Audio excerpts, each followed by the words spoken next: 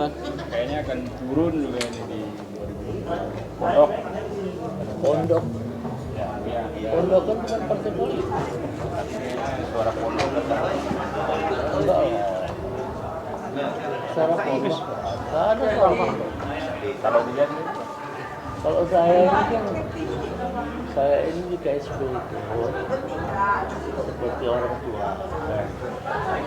Saya seperti orang tua yang sedang melihat anak-anak lagi main-main.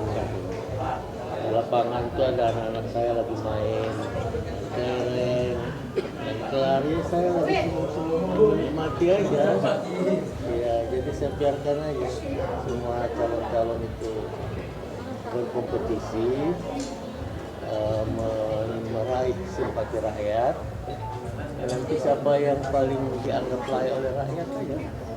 Itu yang kita restui. beberapa hari lalu kita lihat ada Tapi ada calon yang sudah kita dengar-dengar sudah ada ke Buya juga. Ya? Banyak calon yang sudah ke saya, jadi nggak hanya satu calon. Dan sebagai orang tua KSB, semua calon saya terima. Tentu yang tidak saya dukung kan tidak datang. yang datang untuk saya dukung, yang tidak datang pasti nggak saya dukung. beberapa hari lalu itu kan ada pertemuan semua pengasuh pondok di Iya. Apakah itu salah satunya dibicarakan? Itu dibicarakan, dan nasihat saya kepada siapapun yang berminat ya untuk mencoba mengambil simpati dan hati rakyat. Karena ini kan masih ada waktu. Dan nanti pasangannya dengan siapa, partai yang dukung siapa, ya tergantung upaya sosialisasi yang dilakukan. Dan apa yang bisa mereka tawarkan kepada rakyat dan kepada KSP. Yang paling baik itu yang akan saya dukung. Saya kan berpikir KSP bukan berpikir siapa-siapa. Jadi sikap resmi dia belum mendukung siapapun. Saya lagi biarkan mereka berkompetisi dulu, bersosialisasi dulu, menawarkan program-program visi misi mereka dulu.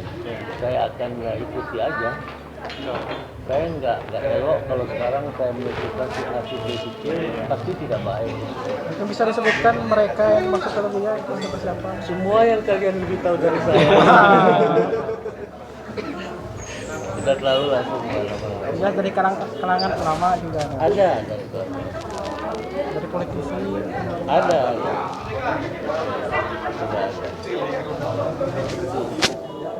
Ya, tentu saja kalau saya bicara sebagai pribadi, itu beda saya tidak sebagai ketua KSB.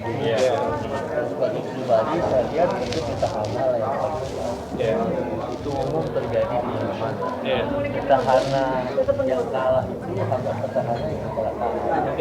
Kalau petahana itu tidak kecelakaan, tidak tertetap dia akan menang. Masalahnya apakah petahana akan tetap tertarik dengan pasangannya atau tidak, itu sangat tergantung apa yang akan mereka jual kembali. Kalau yang berpasangan dengan pasangan yang lama, mereka tetap bisa bahan itu dijual, mereka akan terpisah. Karena kalau ingin menjual yang baru, dia akan cari pasangan baru. Menurut Buya nggak usah berpisah nih. Oh enggak. Tergantung.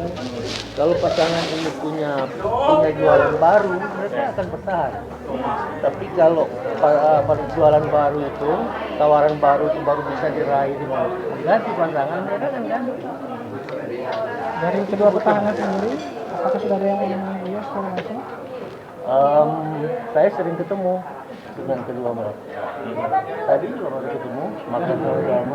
Ada juga dibahas soal pilkada juga. Pilkada secara umum selalu kita bicarakan, dimanapun, dengan siapapun, termasuk dengan petahana. Tapi secara umum, karena itu bagian dari concern kita bagi kita sendiri. Secara pribadi ini pemilihan Buya terhadap pemimpinan petahana ini 5 tahun terakhir lah. Saya kira secara umum bagus, ya, tentu ada kekurangan salah sini dan itu wajar saja. Bagi saya kan apakah fondasi yang saya tanamkan selama 10 tahun itu bisa dipertahankan atau ditingkatkan, itu saja. Di antara kurang apa yang bisa dengan kacamata Ini gantingannya Ini akan menjadi santapan politik.